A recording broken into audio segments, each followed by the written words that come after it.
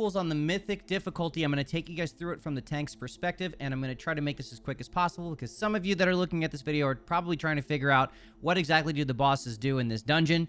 I can tell you guys right now, it doesn't seem like many of the dungeons in Dragonflight are really that difficult. However, there are some changes on the Mythic difficulty that I do want to take you guys through. And if this video helped you in any way, shape, or form, make sure you hit that like button and subscribe for some more. This week, Powder and I completed our first Mythic World Tour, and with the exception of some of the bosses in these Mythics, there really isn't that much of a change to how the fights function. Some dungeons on Mythic difficulty don't even change at all from Heroic.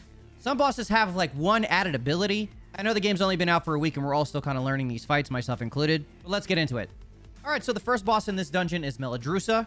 This fight stays relatively the same, with the exception of two added abilities.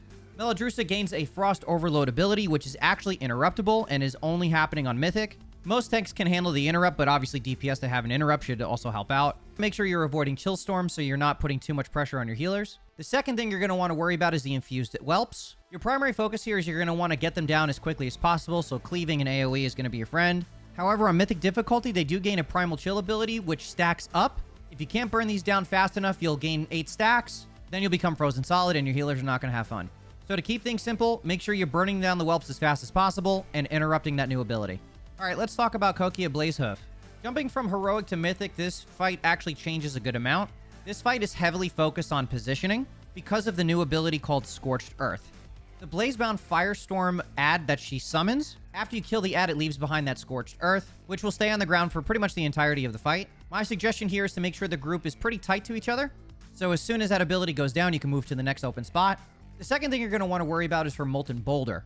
This ability also leaves behind that Scorched Earth. So the idea here is to try to position it so that it's not in the spaces that you're trying to stand in. Obviously, you want to make sure to avoid it as much as you can. Otherwise, what's going to end up happening is that entire floor is going to be lava and you're all going to die. I'm still trying to figure out the best way to position this character, so if you guys have any suggestions, let me know in the comments. Make sure you kill the ad in a good spot so you can avoid that Scorched Earth. Be mindful of the boulder and where you're kiting that boss. Should be pretty straightforward. Alright, so for the last fight, let's talk about Karaka and Eckhart. Or Urquhart, whoever. Let's talk about the changes for Karaka. This fight is also somewhat positional, and I'm still kind of discovering that as well. Now, Karaka still has the same abilities with Inferno Core and Flaming Embers. You're still going to want to avoid the Inferno Core. For obvious reasons, you don't want to piss off your healers.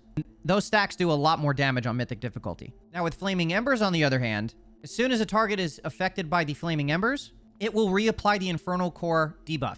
So do your best to try to avoid these as much as possible. It simply becomes very healer intensive and tanks are going to have to use their defensive cooldowns a lot more. So try to be mindful of where you're positioning because standing in that stuff is just going to reapply Inferno Core and you don't want that. His Flame Spit ability still applies Inferno Core, so all of those things still apply. Other than that, nothing else changes. Now let's talk about Urquhart, who has two different ability changes. Urquhart gains an Interrupting Cloudburst ability, which inflicts nature damage and also interrupts casting for 4 seconds. So healers and mana-focused DPS, make sure you're mindful of that so you're not getting interrupted. Now, the last change for Urquhart is the Storm Slam ability. Tanks are going to want to pay attention to this one. Tanks are going to want to manage your cooldowns with this one.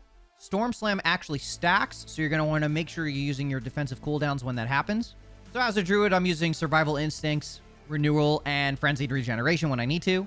Whatever tank you decide to use for this run, just make sure you're managing your cooldowns accordingly. You don't want to blow everything in one shot.